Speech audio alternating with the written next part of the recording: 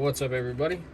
My name is Brian, and this is Our Thin Lines. Today I'm going to be going over an XTS 2500 Model 3, or excuse me, XTS 2500i Model 3 with FPP custom flash code, and it's going to be for Wally. Wally, here's your radio. We made sure that the vents were cleaned and serviced, and we also made sure that the gas plug was adjusted accordingly.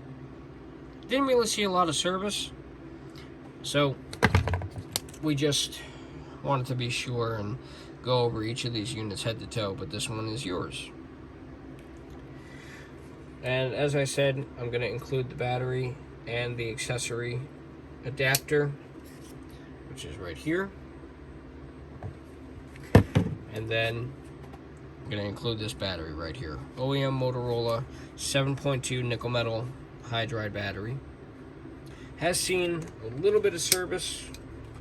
I think maybe 24, 76 hours at this point. You know, a lot of the guys like to take off the belt clip, so it's not new out of the box, so to speak.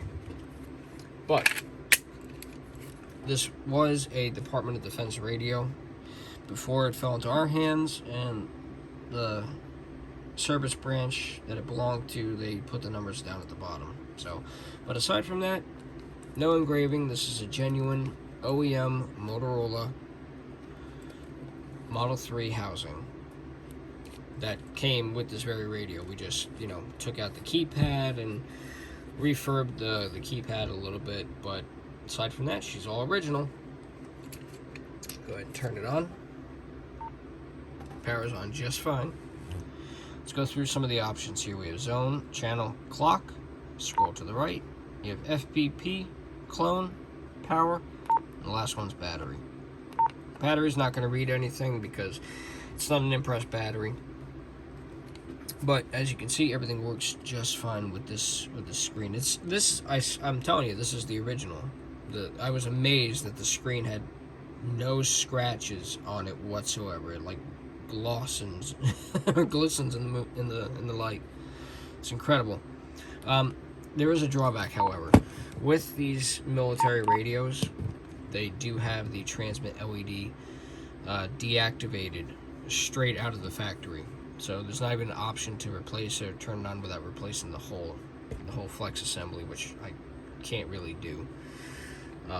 Or you actually have to plant one of these LEDs in there, and no one wants to do it. So my guys say it's a waste of time. Just sell the radio as is, meaning, you know, without the little LED, because most people don't really like that anyway. You know, if you get your courtesy tone, you know you're talking. So, or if anyone talks back, you know you're talking. So, with that being said, the LCD screen, unless you replace the full keypad, the hardware for the keypad, not the keypad itself, but you know, the actual control board, you lose the encryption. So you have to key load in the encryption, all just to make the screen work. I mean, that's just a lot. But for what it is, it's a lot, you know, and it jacks up the price of the radio because we have to incorporate labor, time, parts, and all that good stuff. So, but we have the workshop channel here, my EMS squad channel, and then I have my fire up here in digital. So I'm gonna go ahead and show you that it works properly. Go ahead and transmit.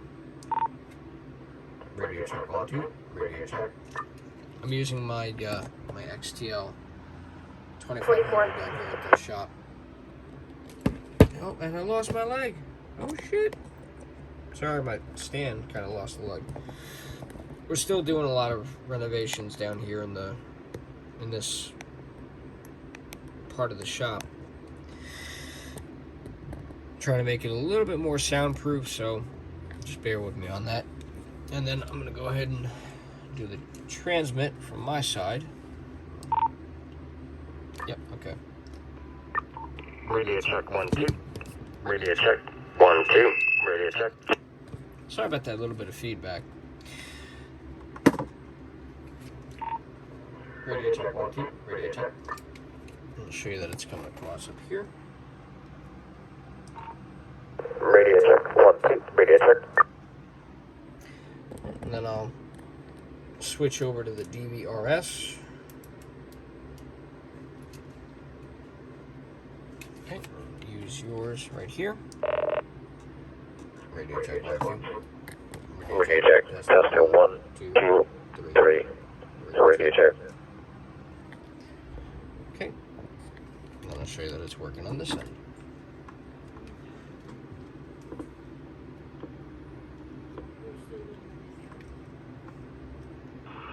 Radio check 1, 2. Testing 1, 2, 3. So yeah, works like a charm, just the way that it should. Ugh. I think you'll be very happy with it. For the time that we've had it here in the shop, it's served us very well. Each radio we try and field at least. Each radio has to go out at least once or twice a week. Make sure that it's working the way that it should. So I test this one. I actually tested personally, but like I said, the only issue that it has is the paint on the other side. But in the grand scheme of things, I don't think anyone's really looking at the bottom of their radio. These were a bit of a project. Just a little side note. All of these were like this. However, this one was special because the screen is goddamn immaculate. No engraving, no signs of heavy use whatsoever on this one. The other ones weren't so lucky. Some of them were okay, but for the most part, the fire yellow sells a lot better than the black ones. Or excuse me, than the black housings. The yellow housings seem to sell a little bit better. And, they have the XTS 2500i. They have the tall, selectable channel selection, or we can use the fat one. It really depends on the customer. But, we had put in fresh keypads. I'll show you that this one works. Every single one of them has been tuned, aligned, and set up to spec. We put in a universal flash code on them so that they would all operate and perform the same way here in the shop.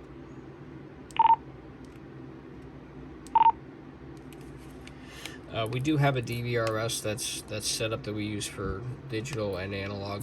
A lot of the guys here really like the trunking talk per mid-tone. I'm not gonna lie, it's a cool feature. So we have it on a couples, but then we just have regular push to talk and transmit on. Same thing with channel 16, that's in simplex, and they all have the same options for the most part, except the ones that we have a location compatible satellite that we use to affiliate the radios to, so they can actually transmit and receive the GPS coordinates. But yeah, these were all complete refurbs unfortunately using the aftermarket housings. I can't complain about them too much. I mean, I really can't. For the quality control for these is 9 out of 10. I would say definitely 9 out of 10. Still some kinks and some rough final designs. Like you see right here, there's that fine line on the side here. Whereas opposed to on this one, it's very smooth. It looks like they put this one together in stages, I'll say. Like you can see kind of like a seam here. But I mean, they're not all that different from these cases here. You gotta apply the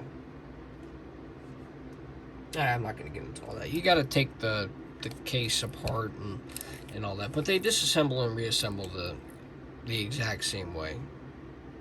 and they're really solidly constructed. And like I said, they've been a hit. So we haven't put out some videos in a while because we had an unfortunate incident. We had an employee, or excuse me, a past employee come in and steal a couple of microphones. These are 2 of them that we got back from the police today. This one was fresh out of the box. A Commander original mic, an original Commander mic. Straight out of the box, new out of the box. He helped himself to that. And then this is one of our leasing speaker mics. You know, that we lease out to radio packages and all that. He wound up taking one of these. He took one of our other public safety mics. He took a couple of the cables here. Oh, speaking of which, the antenna is not going to be sent to you, bud. I mean, antennas are OEM antennas from Motorola are pretty expensive, but this is your baby. We did switch out the push to talk instead of the paddle push to talk. We used the more tactile one where you can, you know, have an easier time finding your radio in the dark. If you're searching for your push to talk button, you can find it right there. And to me, it looks a little bit better than the standard push to talk. Contacts are nice and clean, and you can tell by the way that it's been serviced. There are no excuses with this radio right here. Like I tell all my customers, if I wouldn't use it, I sure as hell ain't gonna give it to someone else. But that's it. Just an update around the shop, or at least my part. You know, my other guys don't really feel too comfortable with the boss sharing their workspace and all that. But over here at my desk, you can see all these 2500s ready to go out. A couple guys on my squad, the old heads, they have the minute or two still. We're going to be refurbing and servicing those to make sure that they perform as best as they can for their age. I think these were done in the 2000s. These ones in particular, actually. We are going to be servicing and selling two-way radios now, rather than just selling them, you know, from us here at the shop. We are doing Miniter pager repairs and sales. Miniter 3, 5, Miniter 4s, and then we have our base station here. It's changed around a little bit. We're doing the repairs for the charging ports, extra parts and sales, all that. And these have been actually a pretty good seller too, the HT1000s. We did a refurb with these, and they came out looking super slick. Here's one of the extras. The only downside, and I haven't been able to find a seller that has it, is this. The side contact. These are built into the housings for Motorola. So you got to take apart the radio, take out the side contact, glue it or epoxy it in a clean job here, and then go about doing the whole thing. It's a bit of a pain in the ass. I wish that they would just come out with the side contact dust cover. I mean, if you can do it for the 2500 housings, you can do it for anything. But here I am just rambling. That's how you know I own my own business, because I just rattle, rabble, and complain. But nevertheless, Wally, I hope you like it. I will send you the tracking information as soon as I can. I hope that she'll be able to leave by Friday. If not, no, I'll just do it myself.